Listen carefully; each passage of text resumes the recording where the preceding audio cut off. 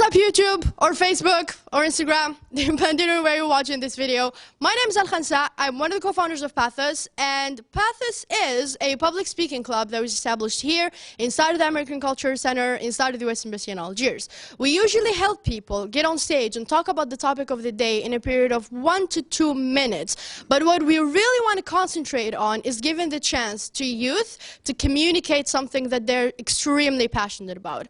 As they do that, they learn more about the thing that they're talking about, and at the same time, they're also benefiting the Algerian society. So we really would like to emphasize on that. But for this one video, we decided that we wanted to make something a little bit extra special, and for that, we wanted to make a talk / an interview with someone who is extremely cool, is extremely smart and philosophical and everything, much smarter than anyone that I know. Okay, so before I tell you guys who that person is, I'm going to show you a video of this person, and then we're going to call him on stage and start having some questions and talking about really interesting things. So I hope you guys enjoy that. اهلا شبيبة شبيبة الخير، برشورة شوية البرد نافيكيت فيها كويت. على كل حال اليوم عندنا هذه الحلقة ليتس تيليبورت. اهلا وتفا خويا. احنا واش نديرو؟ احنا كل ثلاثة على 8 تاع العشية نجيبو كتاب نحكوا عليه ونشوفوا واش قادرين نتعلموا منه في بضعة دقائق، إذا نقولوا 16 دقيقة الله غالب. مثلا اليوم ونهار تاع كتاب اليوم، بما انه اليوم راه 3 وراي 8 تاع الليل، الكتاب تاع نهار اليوم يسموه 50 myth in psychology، الخرافات ال50 في علم النفس. الإنسان، الحيوان والآن، شروط النهضة. Magic of thinking big. Homo Deus. A brief history of tomorrow. تاريخ قصير ليوم غد. Outliers. The power of habit. Thus spoke Zarathustra. The Little Prince أو الأمير الصغير.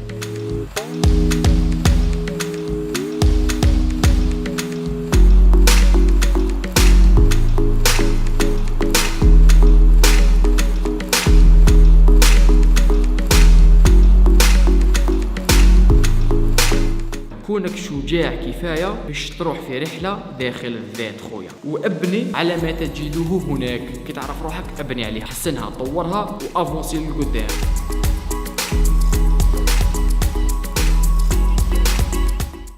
So Sid practically has a YouTube channel where he reviews books, and recently you added a segment about self-development, right? Yeah, kind of. So since this episode is going to be more of an episode talking about education and learning, we would like to kind of talk about topics that we know that are going to sort of change the point of view of some people who are going to watch this video. So I'd like to know your point of view on learning, on the learning process, and how is that possible for people? How can you change someone from a state where they don't really enjoy learning that much into people who would want to learn on their own? Okay. I think, okay, at the beginning, I don't think there is anyone who doesn't like learning as a concept. We just find, we just might have a problem or a challenge on how we learn, because then there is the educational system, there is you learn on your own, from books, from YouTube videos, from articles, from whatever. So I don't think there is anyone who doesn't like learning, but then how to learn, that's something that you gotta learn. What's the proper way for you to learn the most effectively and the most efficiently? That works with who you are and what you like doing. Some people get bored easily. Some people don't like to keep watching things. Some people get bored listening to an interview. Some people know that's what they like. Some people like to see images. So it's very important for a person to know what kind of, or what type of, or how that person can learn the best. And then you just build on it. Because learning is literally life. So if you're not learning, you're not making progress. And if you're not making progress, you're not living. So it's like there is that loop. So yeah, this is to answer your question. Did I answer your question properly? Yeah.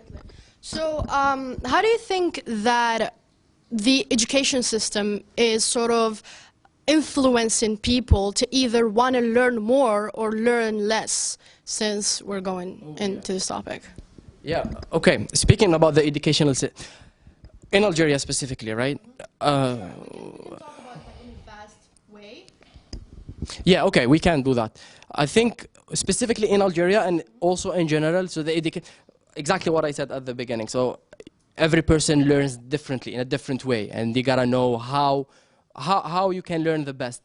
But then again, when you create an educational system, it's a system, it's big, that interacts with everyone, people who are different from you. There are a lot of things, there are a lot of stakeholders. So there is the teachers, there are the students, there are the administration, and so on. To create such a system that could work with everyone, that's technically impossible, or almost impossible. So, though, and that's the thing, because it's very crucial. The role of the educational system is very crucial. And I think we're failing at that big time, because I think the first thing that the educational system should strive for, should advocate for, is making the student like to learn. And then we can talk about what you want to learn, and okay, math, whatever, physics, and so on. But as long as you are not making the student want to learn, then we have already failed before even starting. And I think that's what's happening. And honestly, middle school, primary school, I hated the school. I still do technically, because it just doesn't work. It's just too rigid. It's just too boring. Period. And I think that it's there where we are failing. And then, what's the solution, or what's exactly the problem? That's completely another thing. But this is the reality. If you have a student that doesn't want to go to university or to high school or to the school, then there is a problem. And most probably the problem is not with that student, but with the system. Because you are university maybe is different, but school, okay, I'm 12 years old, I don't really know. But so you are supposed to influence me and make me want to go to the school, because you know better why it's important. I don't know, I'm 12 years old. So if you are failing at that, and we are failing at that, then, well, we gotta reevaluate what we are doing and how we can do it differently. And we gotta do it differently if we wanna.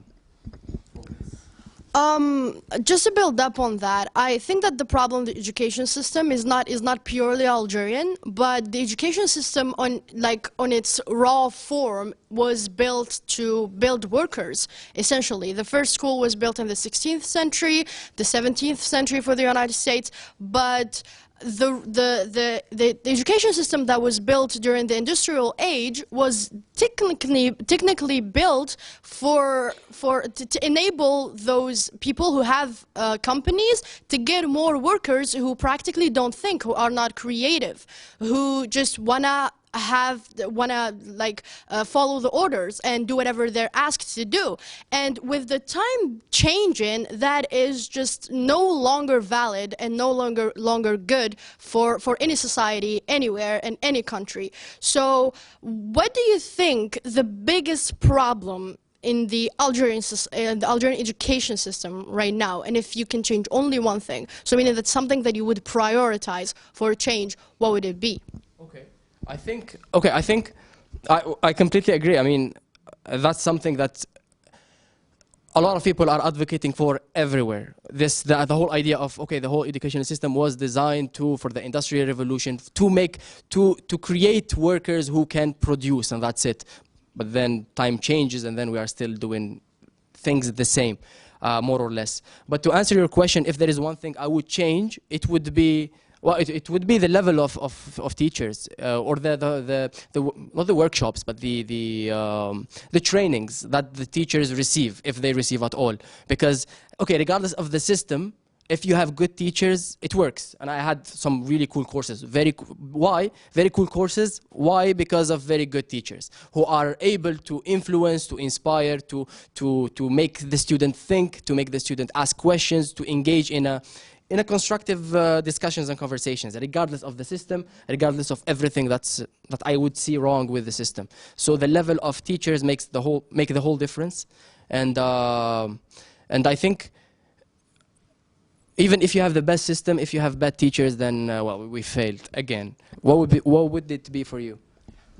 For me, I think that I would wanna give more chance to students to do whatever they want. I understand that it's mainly more about science in a way, because when you're teaching science, you're gonna have to have someone with more knowledge than you to pass on the knowledge to you, right? But here I'm gonna talk about more like middle school, and not high school, but primary school and middle school. They're just overflowing with unnecessary knowledge. I think that we should give the chance more to students to be free, to be more creative, to kind of get more in touch with the things that they want to learn about, discover themselves more, before trying to sort of oblige them to absorb the sort of information that we want them to absorb, you know. But I definitely agree on the teachers having to be of a really high level, because especially at a really young age, it can be the factor that would determine whether this student would be a brilliant student or I wouldn't say a failure, but a student who is necessarily not made for school.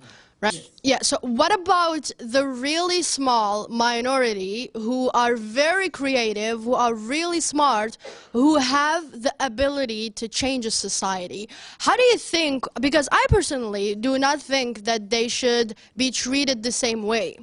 Well, before doing anything, we're going to have to learn how to spot them, first of all, right? But let's say like we spotted them. What do you think we should, how do you think we can help them to reach their full capacities? Because we all know, if you're brilliant, if you're someone who's extremely smart, if you're someone who's extremely creative, who has thoughts that maybe not everyone thinks about, then you're gonna have to be treated in a different way in order to sort of be helped to bring out the best out of you, right? How do you think we can help those people?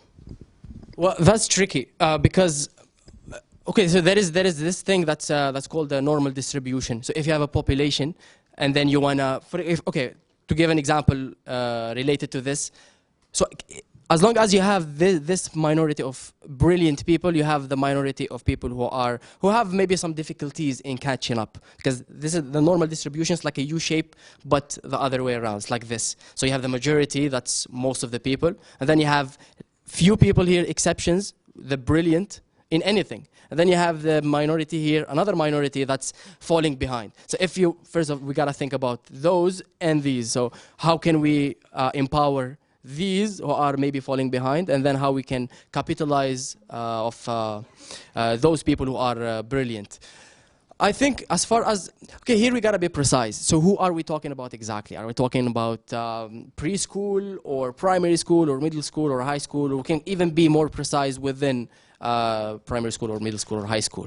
That's one. And second, we gotta know what is it exactly that we need a very deep understanding of psychology and child psychology and developmental psychology, because that's how we can answer questions before even asking this question, which is, what is it exactly that we want to see in this population? To capitalize on these brilliant students in primary school, it would be to give them their space. I don't know to which extent, but you cannot force them into the box of the educational system, because then you're going to limit them. But then I understand why they are limited, because you have 30 students in the classroom. You can, if you go with the brilliant ones, you're gonna miss out on the other ones that everyone gotta learn, and so on. But then, so I understand why they could be limited. But how can we not limit them, and how can we give them enough space for them to innovate? And then even them, it's different. So there are the introverts, there are the extroverts, they're all brilliant. And there are the people who are interested in math, others are interested in creativity and in art. It's very complex. It's very, very, very complex. That's why I'm kind of hesitant to answer this question, because I kind of don't know. And but what I know is, if we limit them, we've kind of lost them. If we create barriers, okay, that's not what you're supposed to do. No, but the student is brilliant, wanna do more, wanna explore other things. So limiting them is horrible. Not limiting them is very complex to find, because we're talking about the educational system of a whole nation. That's what, it's very, very complex. So maybe, but then again, it's not only about the educational system. It's not only about going to the classroom. The educational system must have other activities, clubs or events, where students could feel that they are doing something else other than being taught wherever they're being taught. I think this is crucial. I think this could be the solution, because then, okay, you go to the classroom, you gotta go with the flow, with the average level of the whole class, but then you could go outside within the educational system, within the activities of the school, and do other things that could help you invest in these potentials, which is whatever you are good at. So practically, we have to pay individual attention to each kid. Yes. Sort of. It is definitely very hard. But we can think about it from like a theoretical point of view. Yeah. Yeah. So we're just gonna have to jump back into the problems that we're facing right now in the education system. And I remember once you told me you studied psychology, right? Yeah. So I remember once you told me that if you hadn't studied psychology, you would have studied philosophy. And you did not go for philosophy because you thought that it was too deep. Too abstract, right? So, and as a person right now, I know that you really, really love philosophy, and I'm really interested to know your point of view of how philosophy is being taught in high schools at present time in Algeria. It's stupid. I think that's the only thing I can call it, because, well, relatively, because if you have a population, the average hate philosophy, then you have a problem.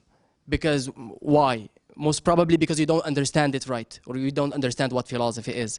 Why? When was it the first time when we interacted with philosophy? It was in school. And then going to school and seeing how, and I used to go to the philosophy classes, and I don't know what's happening. I don't know why we are, this is the whole point. Philosophy is, more or less, it's the why.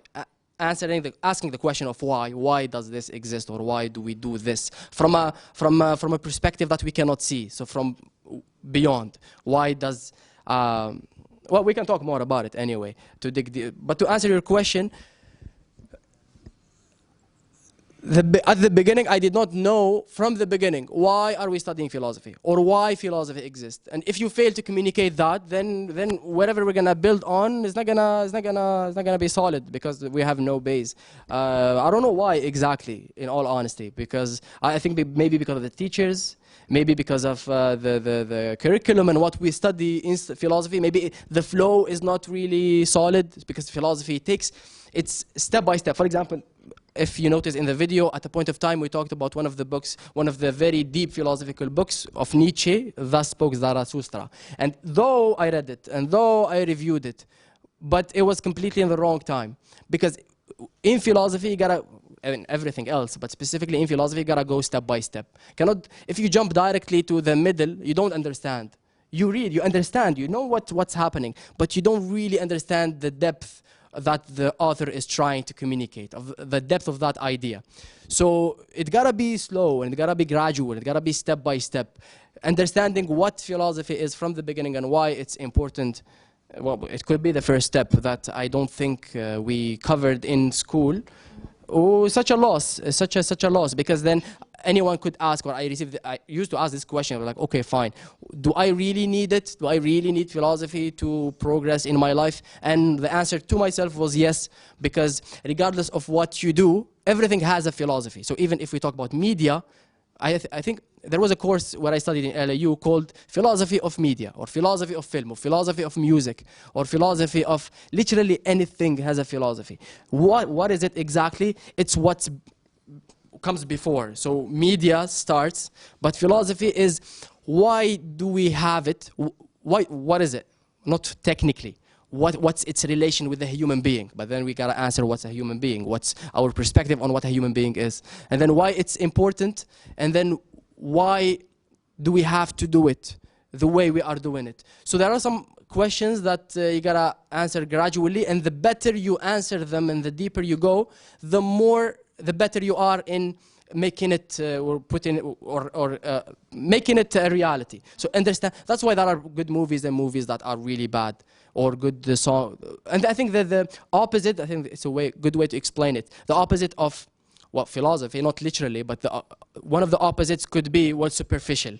You could have a superficial movie that, well, some superficial / commercial, so a lot of people could watch it, but then you would forget about it the day after. But there are other movies that are very, very, very deep in the way, regardless of the content, but the way it's being communicated from first place, in movie making, using the audio, using the visual, using what movie making is to create a very deep movie that communicates the idea very well.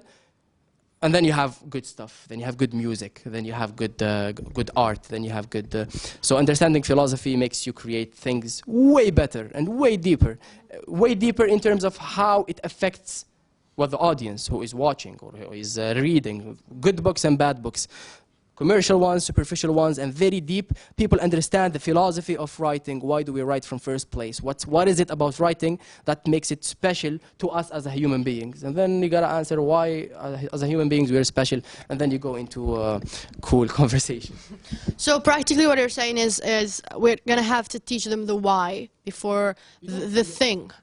You don't teach them the why. You don't teach them the why, but you help them think answering the why. Because I guess, as far as I know. Okay, so just to build up on that, I first of all definitely agree that philosophy is being taught in a really stupid way in high schools nowadays, and that we definitely should. But you know what, I'm just gonna have to shift it a little bit away from philosophy towards math. It's like two different things, yes, but I think that the way we're teaching them, where we're going wrong, is very similar. I think that for math, we're gonna have to teach them, first of all, okay, not teach them, but help them figure out why they're studying that thing. For example, like, I understand, like, a lot of people don't even know why math exists. When you go back to middle schools right now, and talk to an average student, and you ask them, why are you studying an equation? For example, I don't know, a second order equation, for example. Do you really think that a student of the age of 13 or 11 would understand why that equation exists? It's very ununderstandable. And that leads those students to sort of kind of go really far away from wanting to study that because they don't even understand why it exists in the first place. So I definitely think that when it comes to things like, well, physics is more understandable for why we need it, but things like math, like philosophy, like I think mostly math and philosophy, we have to teach them why they're so important and why, and we have to also link it to everyday life, to things that they use on their everyday journeys, like smartphones, like computers, like, for example, making chairs or making tables. When they understand that they needed math for all that, they're going to want to learn it even more. But if we don't do that, we're just going to, first of all, make this student lose interest. And secondly, we're going to make those brilliant people not want to study it in the first place. So you're going to have to help students with the why before we start teaching them about anything, especially math. I know some countries who steal the education system of other countries and try to implement them in their own country. And I was thinking about this recently, about how we should emphasize so much on the culture and on the mentality of the people that you're trying to build an education system for, right? So it is practically impossible, and it would bring absolutely no benefit in like bringing an education system of another country and just like trying to implement it to people with a different mentality, with a different history, with different thoughts. Exactly. It's not possible to build a perfect education system, but what is possible is to not build a really whack education system. Yeah. Just I have two points, if I can remember them, about what you said. First of all, okay, there are things that are clear, just clear enough, because then we cannot just keep asking questions. What's clear? What it's clear. We gotta build on it. So not adapting, but taking another educational system and implementing it in a country, well, that's wrong. Yeah, and that's what I think. Well, getting another educational system and then putting it in this society. Well, you could adapt it, definitely. You could learn from them, definitely.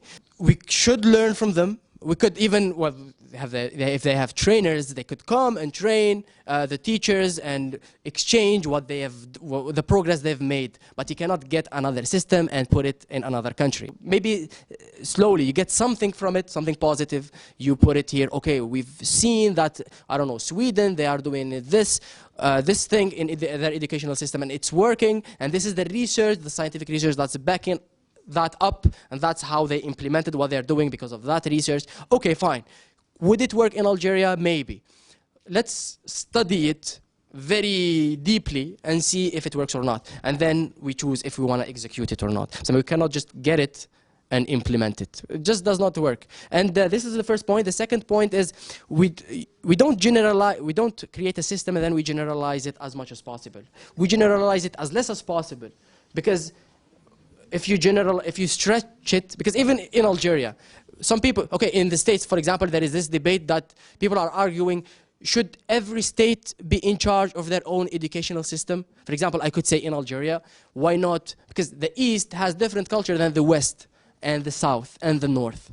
Maybe we could create a general system, and then every region would have their own technicalities and the specifics of what they want to teach based on that region. So it's not about generalizing, but it's about not generalizing. It's about individualizing the educational system. That's why there are some websites, for example, using technology. If anyone knows Khan Academy, which is a website, not only, okay, so you could go there and learn literally wherever you want, but they are also experimenting with schools. And the whole point is to make it individual. So throughout the process and the software, the teacher could follow up with every student the progress they are making and where they are falling behind, and they could intervene to help them. So it's individual, and that's how it should be, because the internet, that's what it's doing, not only in education, literally in everything. It's you go to YouTube, you watch what you want, the time you want, the way you want.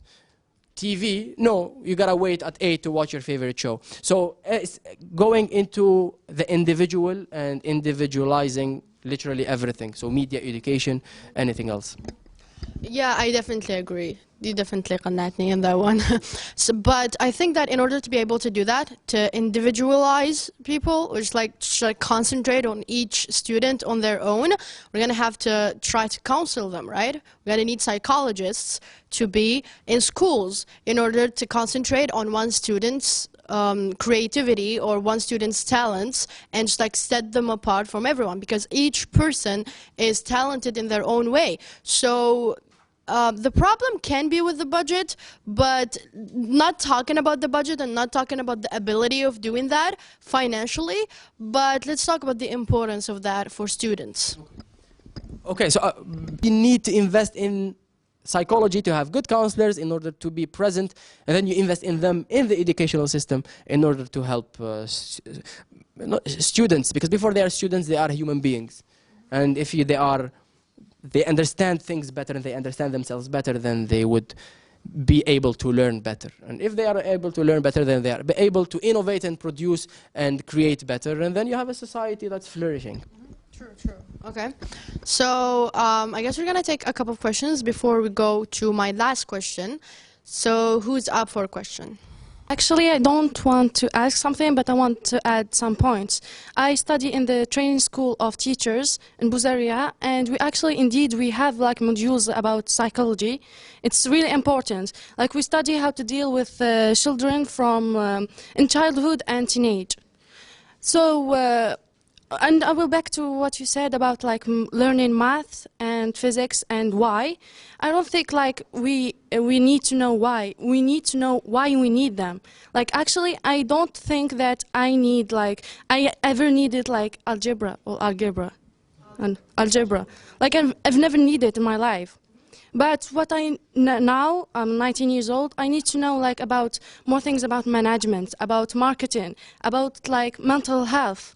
Like kids don't know things like that. Like I have my student, like she studied with me. She always like have panic attacks, and when we have like period of exams. When I told her that you have panic attacks and you have to like go to a psychological therapist, she was offended.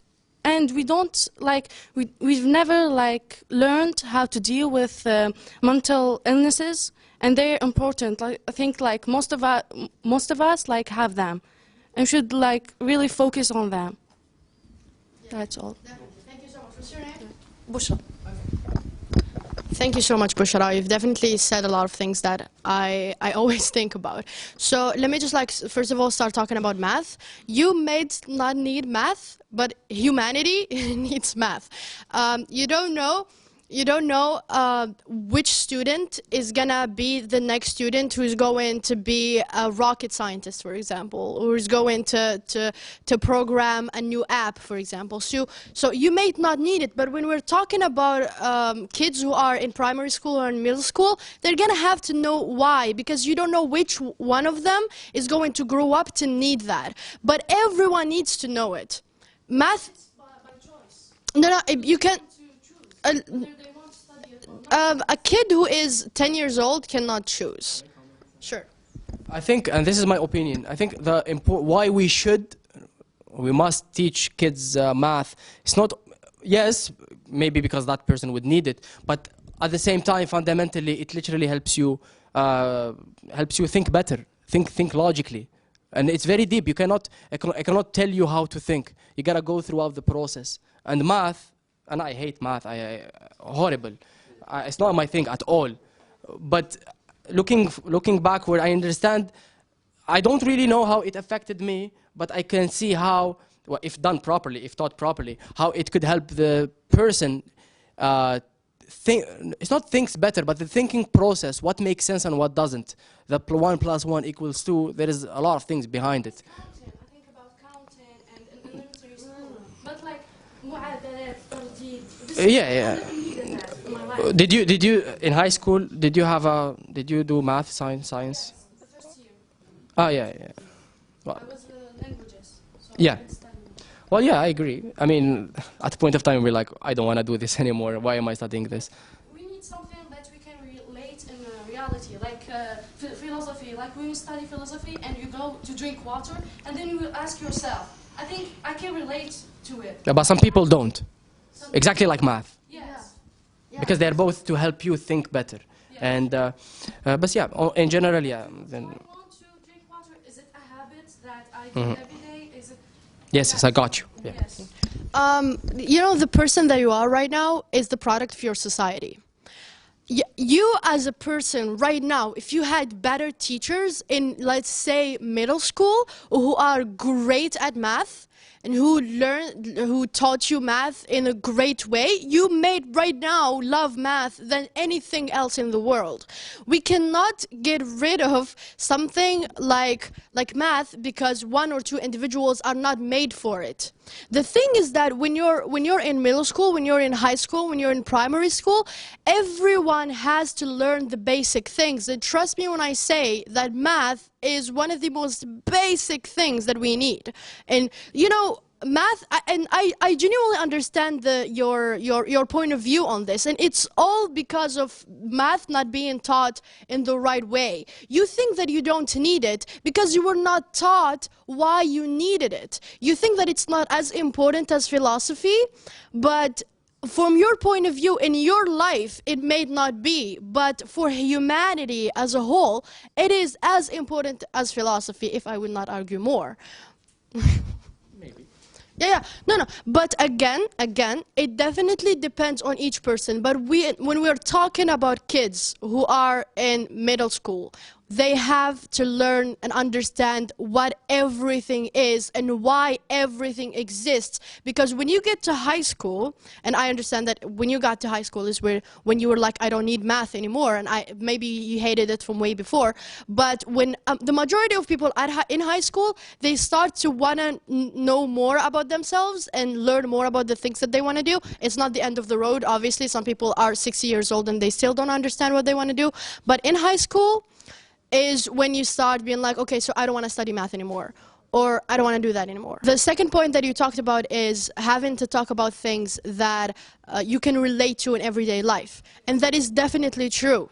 But I would go back to the point that I mentioned earlier and say that as a kid, you're going to have to know different things about a lot of things, because when you grow older, you can choose. And it's all about choice. Cool? Anything you want to add to that? Other than I disagree. Really? Yeah. Go ahead. It's not that I disagree. No, I understand what you're saying, but I think what she's saying is math is important, but at a point of time when you go a little bit further, then I'm not interested. It's not that I don't understand. I need like basic things, but when it go like target or something. Yeah, exactly. Yeah. Why I need it in my life? Yeah, formulas and FX and I don't know what. I mean, I understand how it could be important, not in my life and not in what I'm doing. But I would argue that it is important to. I don't know where the limit is. What's the basics? About creating the limit. Yes, definitely. I understand that there would be a limit for math, for the basic things. But the thing is that I think it's more about the age and not the actual math. Because, for example, you don't know that this kid is going to get more interested in math as they grow up, and thus they're going to have to gain that knowledge about the basic math. And maybe math for your like second order equations or something may not be beneficial for you. But if you studied them and then you got to an age of 15 years old, for example, you studied them before, and then you realized you wanted to do them for the rest of your life. You would have to have acquired that knowledge before. So you cannot put a limit on the knowledge out of math or out of physics or out of philosophy or out of whatever. You're going to have to put the limit on studying and on the age and on choosing something. Yeah, that's my point of view. I noticed that for example, I asked my parents, because my parents have their degrees and they master their specialty. But nowadays we have our degrees, but we don't master our specialty. A lot of students in Algeria. So the problem is, if the problem is of lack of human resource as teacher, because their teacher were foreigner in the last time, but now our teacher is Algerian. So the problem is, if the problem is lack of human resource as teacher or manager, I don't know, of laboratory, or I don't know. What is the problem? The problem is not the system. Well, definitely the problem is not in the human resources. If you tell me we don't have teachers who are really good, then I don't agree. Definitely we have in every field. We could find enough teachers who are good enough. So, and then you said human resources or a managerial problem. I think it's managerial problem. The ability to draw a strategy and then execute it on how you can manage the whole system. And that's the system. That's part of the system. By saying the problem is in the educational system, obviously that's too general. But managing the system is important, and I think that's where the problem is. At the same time, okay, maybe we could argue that in terms of quality, maybe we have the number, we have the teachers, but in terms of quality, maybe we have certain limitations. But then these managers, why haven't they provided enough training in decades to train quality teachers who we could not trust, but we could rely on? So I would say it's definitely managerial. I think that's a whole problem of the whole country, not only educational system. Okay. One thing though, to say that it's definitely also about the majors. We're talking about college here. We're talking about the university. Each major is different, and each major is getting wrecked in their own way. When I talk about my own experience in physics, like we have like 2 modules where you would, like, for example, have to study differential equations. Let's say in vibrations, right? You need differential equations this month. And then you have the same module, like the same year, another module, say for example math, and you would study differential equations 3 months after you have to need them in vibrations. So you see there's like a huge problem, like a huge logical problem with everything, with like the basic things that are in the education system. You see, so it's definitely related to managing the system. There's no one to manage, no one is telling people what to do and when to do it and how to do it. So that most definitely is the bigger problem. When it comes to science, we lack practicalities. We cannot practice science because we don't have enough budget.